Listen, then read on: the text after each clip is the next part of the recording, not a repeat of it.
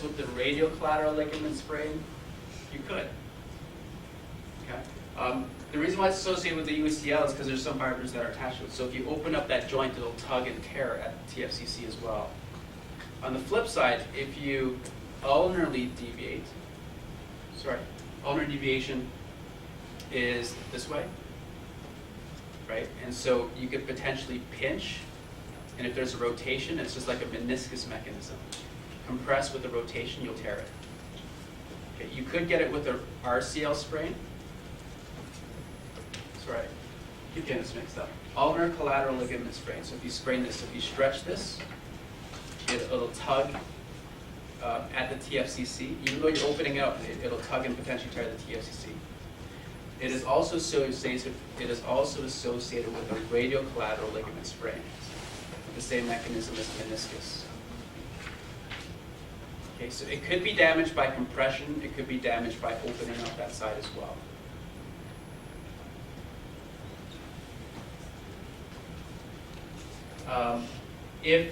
And all this is trying to say is, if it's an athlete where their upper extremity is in a closed kinetic chain, such as gymnastics or breakdancing, then it increases the risk, obviously. Forced hyperextension is another mechanism as well. Signs and symptoms: pain distal to the ulna. I think that's pretty self-explanatory. That's just on the medial side of the wrist. Decrease active and passive range of motion with extension and ulnar deviation. Again, ulnar deviation is going to compress it, so if that's a problem, if that tissue is damaged, it'll be more painful if you compress. And then decrease resisted range of motion. Okay. The load test and the supinated lift test, just do this on your partner beside you quickly. So the load test, if I were to tell you to do a McMurray's for the TFCC, how would you do that? Do a McMurray's for the TFCC. Compress and rotate. Try that with your partner or someone beside you. Jordan, you come up here because I think Lauren doesn't have a partner. And then Karina and Destiny, you guys can work together. Compress and rotate. TFCC. You're coming up with your own test. But not really, because someone already came up with it. It's called the load test. Compress and rotate. Yes! We're clearly in this. I don't know now they were willing to go. That's the only reason. What? No, tomorrow. And I was sitting there, and like by the time I got to it, I was like, are you kidding me? It's like a meniscus, you could have an error. Yeah, I know. I was expecting bodies like straight across the road. Okay, so if you're still trying to figure it out, ulnar deviation, compress and rotate. Okay, that's your meniscus test. But it's called the load test if you're testing for TFCC. Supinated lift test, all you're doing is sticking your hands right into the table and just try to lift. Okay, so you don't do this on somebody else, you just tell them to do this. So you essentially just get them on the table and just try to lift in a supinated position. And if they are unable to do that, again, compare it bilateral, if it's painful and it's painful specifically distal to the ulnar styloid, then that's indicative of pathology with the TFCC as well. Okay? Those are two easy tests for TFCC. Sorry, yep, you don't have to stay there. Okay. The next one is the Corvain syndrome. This is a tenosynovitis of extensor pollicis brevis and abductor pollicis longus, and it's related to the fibrous sheath or the synovium around the tendon. Prolonged, and this is the key thing, prolonged inflammation causes thickening. So this is an observation you would make as well. It's a thickening. I think it's on this one as well. Okay, I didn't put this on. Put a little star here and write down the word crepitus. Squeaky leather. I've had this before. Okay, but where you'll see it, okay, if you extend your thumb, extensor pollicis and abductor pollicis, so if you abductor extend, okay, can you guys see this thing here? Okay, this will be larger compared to the opposite side. And then when you put your fingers on it, as you extend or abduct your thumb, it'll actually feel like it's creaking. One of my athletes had it, just like on her foot. Just the Okay. So when she like loses, you can feel it like creaking. Yeah. Yeah. And so it can happen with any tendon that has a synovial sheath around it. You could potentially have that thickening due to prolonged inflammation.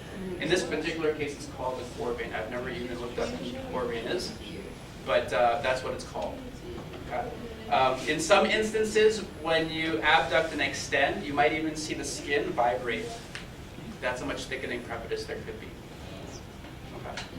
So that's called the core vein syndrome. It's called a tenosynovitis of the tendinous sheath around these tendons. Okay.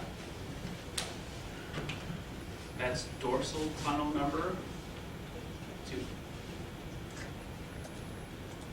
Okay, you guys remember the extensor tunnels? There's 6 of them on the dorsal side of your hand and wrist. Okay, that was on the anatomy slide. This is dorsal tunnel number 2. Okay, and that's just a fact. How that's implicated, it doesn't really apply to anything you would do in the clinic or through treatment. It's just more location. Signs and symptoms, I think we talked about this already. The test is called Finkelsteins. You can do this on yourself even. You don't have to do this with your partner. So just take your thumb, tuck it into your rest of your hand, curl your fingers around your thumb, and you're just ulnar deviating, and you can apply extra pressure to it if you want. Okay, so do you guys remember Clark's sign or the grind test for the knee, the patella? Okay, it's where you push the patella down and you get the person to contract their quads, and it hurts everybody. This is one of those tests. Okay, so for some people it is uncomfortable, so you'll get some false positives with this test. Compare bilaterally. So what you're looking for bilaterally is that it creates more pain on the involved side, on the suspected side, compared to the uninvolved side. What if you get pain in the kitchen spot? Like Here. like on both sides? No. It's different? This one and this one? Oh, I don't know. It could be just fascial tightness as well. Okay. Like it is kind of one of those precarious positions your wrist is in that it doesn't like to be in, but it's meant to accentuate the condition, exacerbate the condition if you have it there.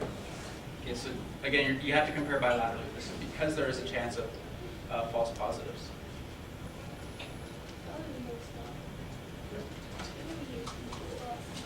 Carpal tunnel syndrome. I think we mentioned this a few times already. These are some of the things that can contribute to compression of the median nerve inside the tunnel. I think I mentioned the flexor tendon issues before, lunate dislocations I mentioned before as well. Also, there's all these other things that could cause compression in the carpal tunnel, leading to carpal tunnel symptoms. So numbing and tingling in the median nerve distribution. The median nerve distribution, again, is your 3 fingers on the lateral side of the anterior surface of your hand. Okay, so it's these fingers, anterior surface. On the posterior surface, that's your radial nerve. So carpal tunnel symptoms on the anterior surface, these 3 fingers. Okay, so we talked about that already. Median nerve, we talked about that with that last multiple choice thing. Thenar eminence, anterior interosseous nerve comes off the median nerve. Anterior interosseous nerve comes off the median nerve. The median nerve is in the carpal tunnel.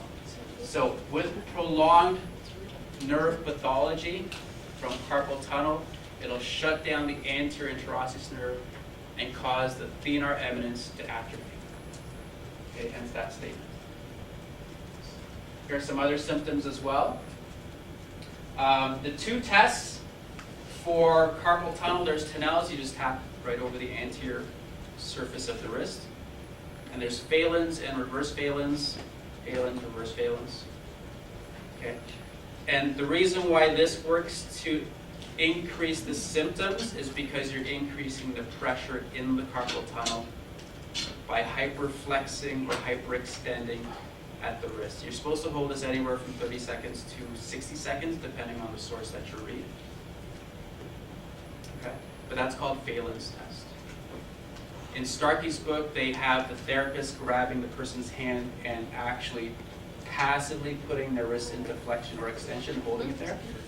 But you can just have the patient just stand there and do it like this. Okay? It's similar to your thoracic outlet syndrome test, where you do this and you kind of wait and see what happens, right? And the symptoms, the face isn't involved in that. So that's ruse for thoracic outlet syndrome. You see, and you wait. Same thing with Phelan's. You just wait and see what happens. And you're looking for a difference bilaterally. Handlebar palsy, I mentioned this before. That's your pisiform, that's your hamate, that's your piezohamate ligament, and that's the flexor retinaculum. That is on the medial side of your wrist, just distal to your pisiform.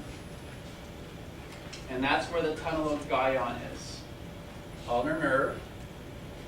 And with continuous extension or foosh or repetitive trauma to that area, you could develop a paresthesia or problems with the ulnar nerve. And again, just keep in mind what the ulnar nerve distribution is. So the medial 1.5 fingers, anterior and posterior side. Okay, so just if you grab your 2 fingers, that's your ulnar nerve, all the way around.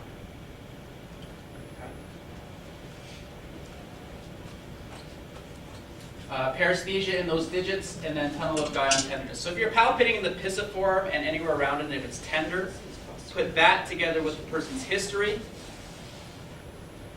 then you should have a pretty good idea that this is handlebar palsy. Okay. The test is Tunnel's, so you just tap over that area to reproduce the symptoms.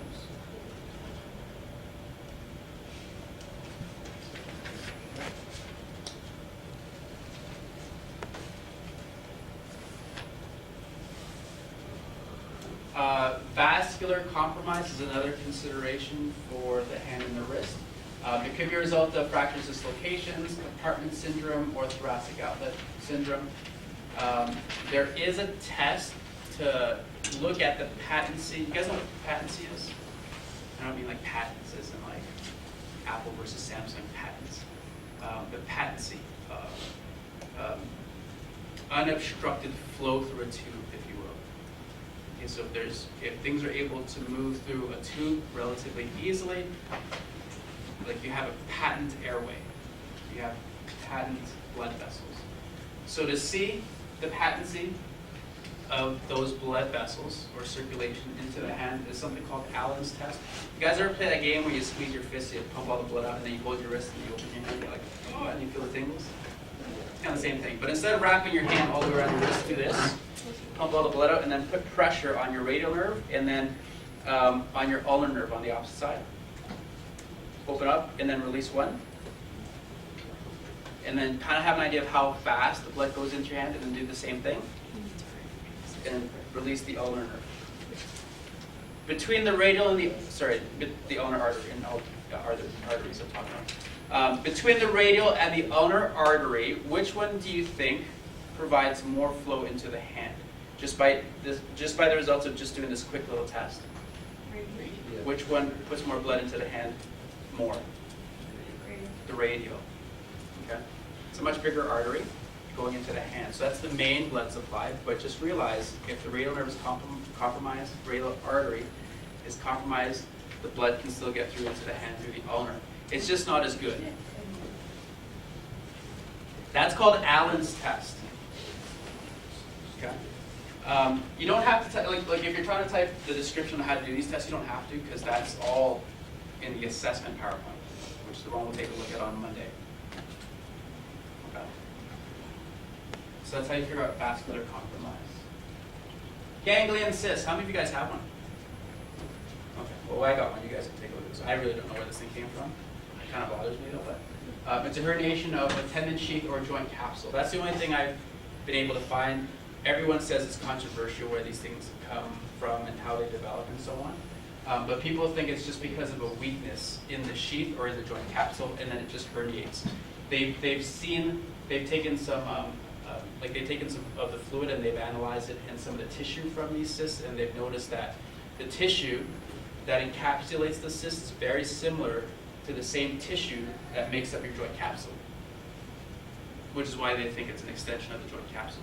They would also take some fluid and analyze that, and they noticed that that fluid is really similar to synovial fluid as well.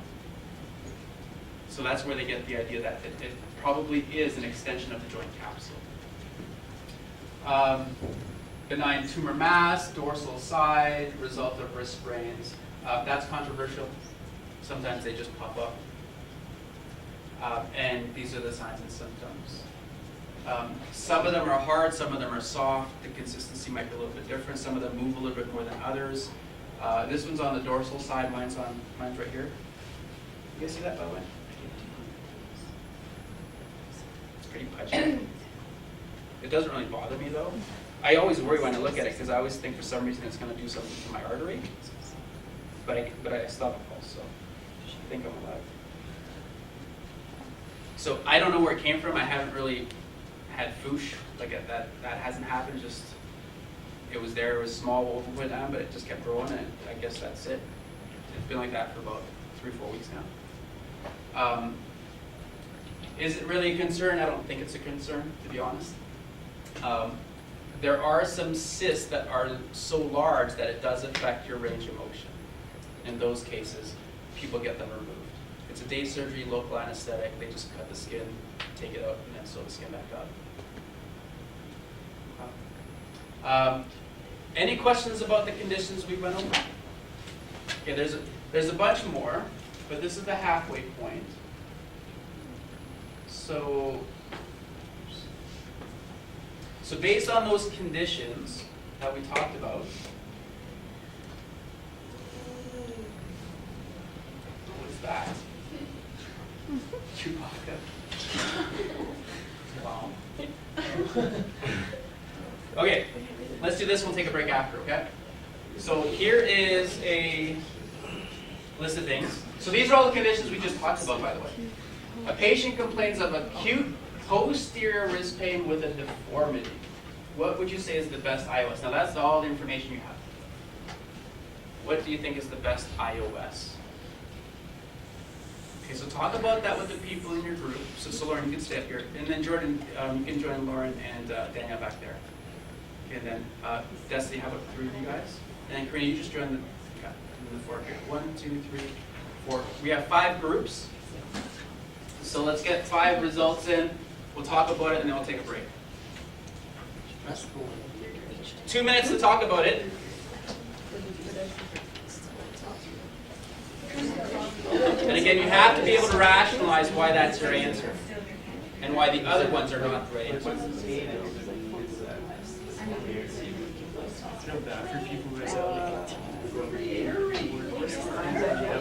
Okay. All right.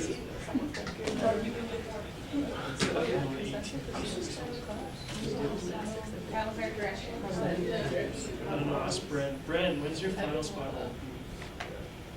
A lot of meetings. He just knows it off by I need to work this out.